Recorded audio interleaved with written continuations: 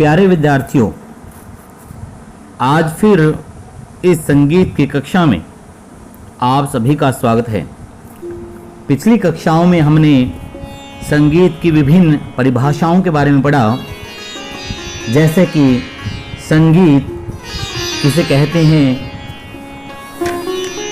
ध्वनि, नाद, श्रुति, स्वर, सप्तक, थाट, जाति, राग इत्यादि।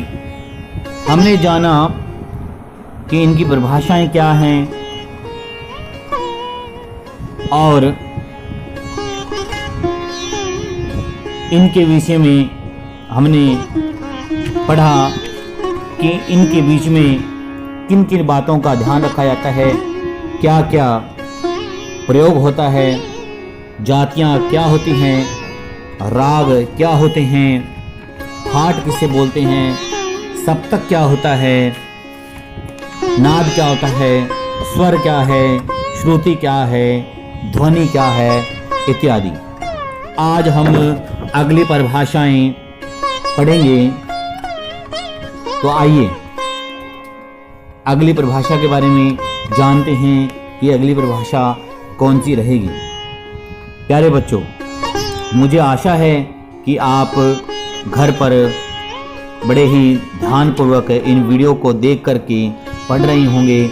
मैं आपसे फिर अनुरोध करता हूं, जिन भी बच्चों को किसी भी प्रकार के कोई डाउट हो तो वे व्हाट्सएप नंबर के जरिए या जूम ऐप के जरिए अपने डाउट क्लियर कर सकते हैं।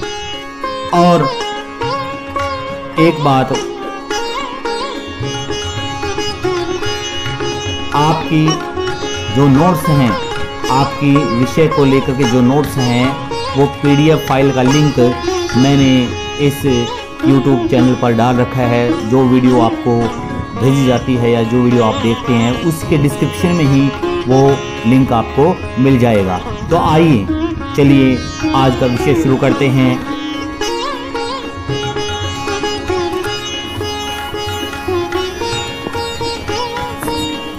प्यारे बच्चों, आज हम पढ़ने जा रहे हैं, पहली परिभाषा है स्वर मालिका। मैं आपको बताना चाहूँगा, स्वर मालिका से अभिप्राय है वे स्वर जो राग में प्रयुक्त होते हैं। स्वर मालिका का दूसरा नाम सरगम भी है या सुरावृत भी इसको बोलते हैं। सरगम से अभिप्राय जैसे सा रे गा मा पा धा नी सा नि धा पा मा गे रे सा, ये सरगम है। जब स्वर का समूह बन जाता है तो वह स्वर मालिका बन जाती है। इनको विभिन्न प्रकार के तालों में गाया जाता है और मध्य लय में ना तो तेज ज़्यादा भागना है गाते वक्त और न ही धीमे चलना है। इसकी जो गति है वो मध्य रहती है, न तो ज़्यादा तेज रहेगी और न ही ज़्यादा धीमी रहेगी। इस प्रकार से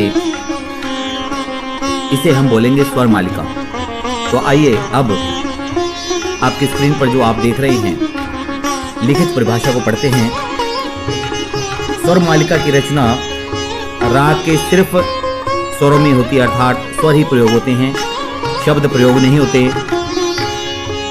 इसके दो भाग होते हैं, एक स्थाई और एक अंतरा। किसी भी गाने के दो भाग होते हैं। ऊपर की दो लाइनें स्थाई बोली जाती है, उसके बाद जो फर्स्ट स्टेंजा आता है उसको अंतरा बोलते हैं। इसका मुख्य उद्देश्य छात्रों को स्वर और राग के बारे में बताना है, स्वर और राग का ज्ञान करवाना है।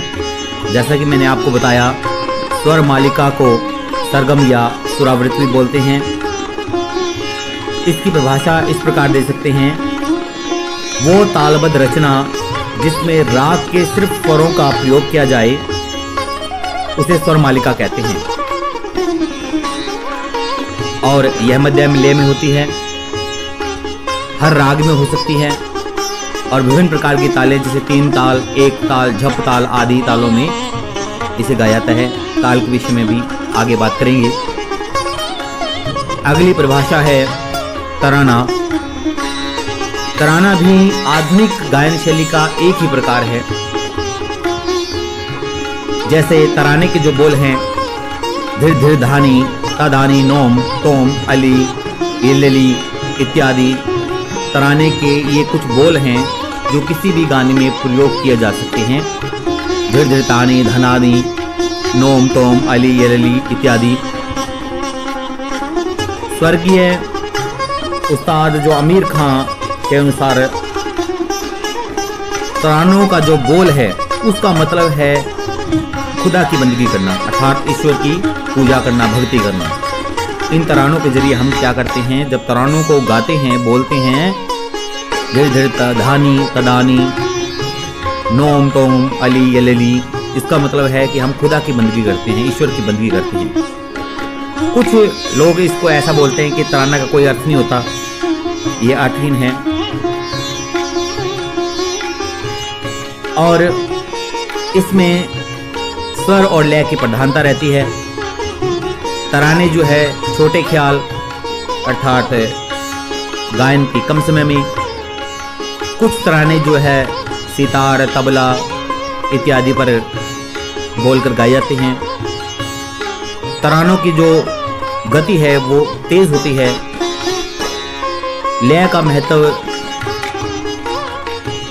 इस गायकी में अधिक होता है।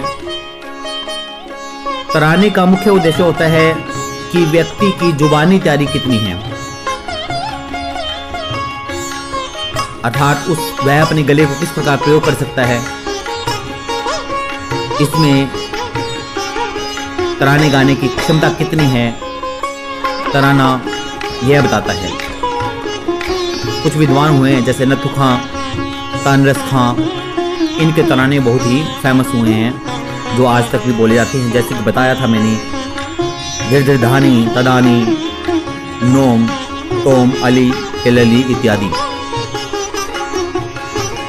तो अगली परिभाषा करने जा रहे हैं निबद्ध ज्ञान। निबद्ध गान क्या है? भारतीय संगीत के जो रचनाएं हैं, जो तालबद्ध हैं, उसको बोलते हैं निबद्ध गान। जो ताल के अंदर बंद कर अर्थात ताल के अंदर बंद करके जो गाई जाती हैं या बजाई जाती है उसको निबद्ध गान बोलते हैं। प्राचीन समय में जो मैनेजमेंट होती थी, जो रूप श्रृंगार होता था गाने का, जो वस्तु होती थी वो निबद्ध गान के अंदर ही आती थी। अर्थात निबद्ध गान के अनुसार ही ऐसी वस्तुओं का प्रयोग किया जाता था, ऐसी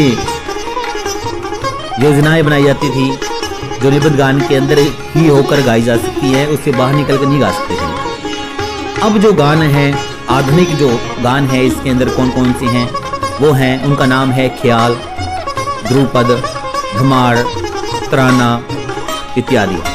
इनके बारे में हम आगे जानेंगे। भरत मुनि जी ने निश्चित स्वरूप वाले फिक्स जो होते हैं, जो छंद के अंदर बंधे होते हैं, छंद मतलब तर्ज या तालबद्ध होते हैं, तर्ज में बंधे हों या तालबद्ध हों अर्थात ताल के अनुसार ही गाए जाए, उनको निबद्ध गान बोलते हैं। मतंग मुनि जी ने संगीत के दो भेद किए, मार्गी और देसी संगीत, और फिर मार्गी संगीत के दो भेद कर दिए, निबद्ध और अनिबद्ध गान। अभी हम अगली परिभाषा में जो आगे परिभाषाएं पढ़ेंगे उनमें हम मार्गी और देसी संगीत के बारे में जानेंगे। अब हम पढ़ रहे हैं निबद्ध गान। निबद्ध गान मीन जो ताल में बंधा होता है, जो गान ताल के अनुसार गाया जाए, जो तबले पर बज रहा है उसके अकॉर्डिंग ही गाया जाए, उसको निबद्ध गान कहते हैं, जो बंद कर गाए। अगली परिभाषा हम करने जा रहे हैं अनिबद्ध गान।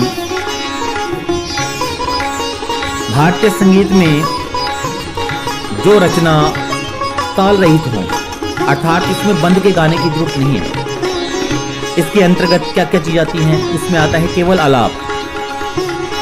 भरत मुनि जी ने जो अनिश्चित है, जो फिक्स नहीं है, छंद रहित है जिसमें छंदों का प्रयोग नहीं किया गया, ताल रहित है जिसमें ताल में बंध के गाने की जरूरत नहीं है वह है अनिबद्ध गान। जो ताल में बंध के गाया जाएगा निबद्ध गान। जो ताल से रहित हो अर्थात ताल में बंध के गाने की जरूरत नहीं है वो अनिबद्ध गान। आधुनिक समय में अनिबद्ध गान क्या है? आलाप। कलाकार अपनी मर्जी से अपनी भावनाओं को स्वर दे करके जब कोई आलाप लगाता है तो उसे अनिबद्ध गान बोलते हैं। प्राचीन समय का राग लाप या आलापित गान अनिबद्ध गान की श्रेणी में आता था, क्योंकि वो तालबंद नहीं होते थे, अपनी मर्जी से गाए जाते थे। प्राचीन समय में जो भी राग आलाप या गान गाए जाते थे, आलापित गान जो गाए जाते थे वे तालबंद नहीं होते थे, इसलिए उसे अनिबद्ध गान बोलते हैं। तो आइए अगली परिभाषा करते हैं लय। देखिए, हमारे जीवन में चलने फिरने बोलने आदि में कोई ना कोई लय जरूर होती है, अर्थात स्पीड। हम चलते हैं, हमारा एक कदम रखा जाएगा, फिर दूसरा कदम, फिर तीसरा कदम। हमारी चलने की रफ्तार एक जैसी रहती है। अगर कोई व्यक्ति दौड़ता है तो उसकी रफ्तार एक जैसी रहेगी। प्रत्येक कदमों की जो गिनती है, आपका घर अगर किसी चौक से 20 कदमों की दूरी पर है तो जाएंगे तब भी 20 कदम रहेंगे और आते वक्त भी 20 कदम रहेंगे। तो वह है गति, जिसको हम बोलते हैं लय। तो हमारे जीवन में भी चलने फिरने बोलने आदि में कोई ना कोई लय लगती है, समान गति बनी रहती है। इसी प्रकार जब गायन किया जाता है या वादन किया जाता है तो एक स्पीड, चाल, गति समान रहती है। इसी गति को संगीत में, इसी चाल को, इसी गति को लय बोलते हैं। इंग्लिश में हम बोलेंगे टेम्पो। किसी भी गाने का जो टेम्पो है, स्पीड है। हम आजकल तो इंस्ट्रूमेंट ऐसे आ गए हैं, हम अपनी मर्जी से उसको तेज कर सकते हैं या स्लो भी कर सकते हैं। तो वही क्या है? लय है। संगीत में इसको 3 भागों में बांटा गया है। नंबर 1 विलंबित लय। जब लय धीमी होती है तो उसे क्या बोलते हैं? विलंबित लय। आराम से जो चलने वाली गति है उसको विलंबित लय बोलते हैं। इस लय में बड़े ख्याल, अर्थात बड़े ख्याल आपको आगे करवाया जाएगा, ध्रुपद गाए जाते हैं। ये गान के बोल है, अर्थात गान जो गाने वाले जो गाए जाते हैं, गाने के अलग एक स्टाइल हैं, उनके नाम हैं। वे क्या है? जैसे बड़े ख्याल हैं, ध्रुपद हैं, धमार है, मसीद खानी गते हैं, ताल तिलवाड़ा, झूमरा इत्यादि तालों में गाए जाने वाले, ये सब क्या है? विलंबित लय में गाए जाने वाले संगीत हैं। आपको सिर्फ इतना समझना है, विलंबित लय जब लय धीमी गति में होती है तो उसको विलंबित लय बोलते हैं। इसमें गाए जाने वाले जो संगीत की कलाएं थी वो मैंने आपको बताई, संगीत के गीत थे वो बताए या प्रकार बताए, विधाएं बताई। नंबर 2 पे है मध्य लय। जो लय ना तो धीमी है और न ही तेज है तो वह क्या हो गई? मध्य। अर्थात ना तो आपने क्रिकेट खेलते हुए देखा होगा, एक तो स्पिन होती है, एक फास्ट बॉलिंग होती है, एक मीडियम होती है। तो यह वह है मध्य लय, न तो धीमी है और न ही तेज है, मध्य गति में चलती है। इसकी तुलना हम क्या कर सकते हैं? घड़ी की टिक के साथ कर सकते हैं। जैसे घड़ी जो है न तो धीमी चलती न तेज चलती, मध्य लय में चलती है। इसमें क्या क्या गाया जा सकता है? जैसे छोटे ख्याल गाए जा सकते हैं, भजन गाए जा सकते हैं, गीत गाए जा सकते हैं। ये संगीत के विधाएं अलग अलग, जैसे गजल होती है, भजन होते हैं, छोटा ख्याल होता है, बड़ा ख्याल होता है। अब आगे आ गया ध्रुत लय। जब मध्य लय की गति को दोगुना कर दिया जाए, मध्य लय की गति को दोगुना कर दिया जाता है तो वो ध्रुत लय बन जाता है, अर्थात तेज। जब कोई गति तेज हो जाती है संगीत में तो उसको ध्रुत लय बोल देते हैं। इसमें छोटे तराने जो हम बात कर रहे थे, जैसे जजदानी, तदानी, नौम इत्यादि गाए जा सकते हैं। इन तीनों लयों का पालन करने के लिए कोई कठोर नियम नहीं बनाए गए हैं। गायक या वादक अपनी मर्जी से विलंबित लय का प्रयोग भी कर सकता है या द्रुत लय का प्रयोग कर सकता है, या उसकी कंपोजिशन उसने संगीत किस प्रकार का बनाया है, विलंबित लय का बनाया है या मध्य लय का बनाया है या द्रुत लय का बनाया है या विलंबित और मध्य या द्रुत तीनों को लेकर बनाया है, वो उस पर डिपेंड करता है। तो आज हमने इस क्लास में स्वर मालिका, तराना, निबद्ध गान, अनिबद्ध गान और लय के विषय में पढ़ा। सभी विद्यार्थियों से अनुरोध है कि कृपया करके इन सभी को नोट करें, नोट्स बनाएं, और किसी प्रकार का डाउट हो तो व्हाट्सएप पर मुझे मैसेज करें।